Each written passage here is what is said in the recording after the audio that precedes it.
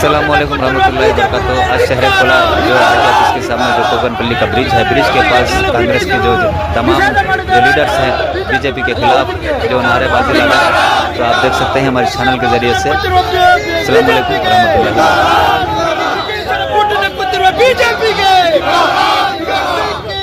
रहमतुल्लाहि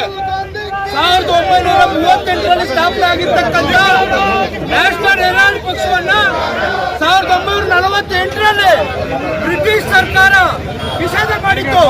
ಪುನಃ ಇವತ್ತು ಯಾವ ಕಾರಣಕ್ಕಾಗಿ ಬಿಜೆಪಿಯವರು ಏನು ಸೋನಿಯಾ ಗಾಂಧಿ ಮತ್ತು ರಾಹುಲ್ ಗಾಂಧಿ ಅವರ ಮೇಲೆ ಪ್ರಕರಣ ದಾಖಲು ಮಾಡ್ತಾ ಇದ್ದಾರೆ. ಅದಕ್ಕೆ ನ್ಯಾಷನಲ್ ಹೆರಾಲ್ಡ್ ಪತ್ರಿಕೆ ಈ ಬಹಿರಂಗ ಪಡಿಸಿರ್ತಕ್ಕಂಥ ಕಾರಣದಿಂದ ಒಂದರ ಮೇಲೆ ಒಂದು ಕೇಸುಗಳನ್ನಾಗಿ ಇವತ್ತು ಹೆರಾಲ್ಡ್ ಪತ್ರಿಕೆಯನ್ನ ಮುಚ್ಚುವಂತ ಪ್ರಯತ್ನ ಮಾಡಿದ್ರು. ಆದ್ರೂ ಕೂಡ ಇವತ್ತು ದಿಲ್ಲಿ ಕೋರ್ಟ್ ಅಲ್ಲಿ ನ್ಯಾಷನಲ್ ಹೆರಾಲ್ಡ್ ಪತ್ರಿಕೆಗೂ ಜಯ ಸಿಕ್ಕಿದೆ. ನ್ಯಾಷನಲ್ ಹೆರಾಲ್ಡ್ ಪತ್ರಿಕೆ ಒಪ್ಕೊಂಡಿರ್ತಕ್ಕಂಥದ್ದು ಬ್ರಿಟಿಷರ ಬೂಟನೆಕ್ಕಲಿಕ್ಕೆ ಅಲ್ಲ, ಈ ದೇಶದ ಸ್ವತಂತ್ರವನ್ನು ತರಲಿಕ್ಕೆ ಒಪ್ಕೊಂಡಿರ್ತಕ್ಕಂಥ ಒಂದು ಪತ್ರಿಕೆ ಅದು.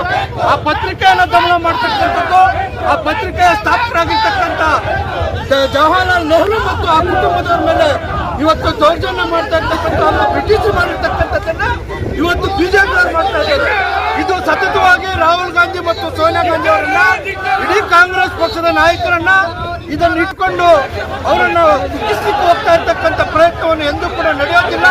ಈ ದೇಶದಲ್ಲಿ ಸಂವಿಧಾನ ಎಲ್ಲಿವರೆಗೂ ಚಿರಾಯವಾಗಿರುತ್ತೋ ಅಲ್ಲಿವರೆಗೂ ನ್ಯಾಯ ಗೆದ್ದೇ ಗೆಲ್ಲುತ್ತೆ, ಸತ್ಯ ಗೆದ್ದೇ ಗೆಲ್ಲುತ್ತೆ. ಸತ್ಯವನ್ನು ಸಾಧಿಸಲಿಕ್ಕೆ ಮೋದಿ ಅಲ್ಲ, ಅಮಿತ್ ಶಾ ಅಲ್ಲ, ಇಂಥ ಸಾವಿರಾರು ಜನ ಬಂದು ಕಾಂಗ್ರೆಸ್ ಪಕ್ಷವನ್ನು ನಿರ್ನಾಮ ಮಾಡ್ಲಿಕ್ಕೆ ಆಗೋದಿಲ್ಲ. ಕಾಂಗ್ರೆಸ್ ಪಕ್ಷ ಬಡವರ ಪಕ್ಷ. ಬಡವರು ಎಲ್ಲವರೆಗೂ ಜೀವಂತವಾಗಿರ್ತಾರೋ ಅಲ್ಲಿವರೆಗೂ ಕಾಂಗ್ರೆಸ್ ಪಕ್ಷಕ್ಕೆ ಸೋಲಾಗೋದಿಲ್ಲ. ಅಮಿತ್ ಶಾ, ಮೋದಿ ಅವರೇ, ಇನ್ನೆಷ್ಟು ದಿನ ನಿಮ್ಮ ಆಟ ನಡೆಯುತ್ತೆ? ನೀವು ಬ್ರಿಟಿಷರ ಕಾಲಕ್ಕೂ ಕೂಡ ಸಾವರ್ಕರ್ ಇಂದ ಪ್ರತಿಯೊಬ್ಬರು ಬ್ರಿಟಿಷರ ಬೂಟಿನಕೊಂಡು ಬಂದಿರ್ತಕ್ಕಂಥವ್ರು ಅಂತೇಳಿ ನಿಮ್ಮ ಪಕ್ಷಕ್ಕೆ ಧಿಕ್ಕಾರವನ್ನು ಕೂಗ್ತಾ ಇದ್ದೇವೆ.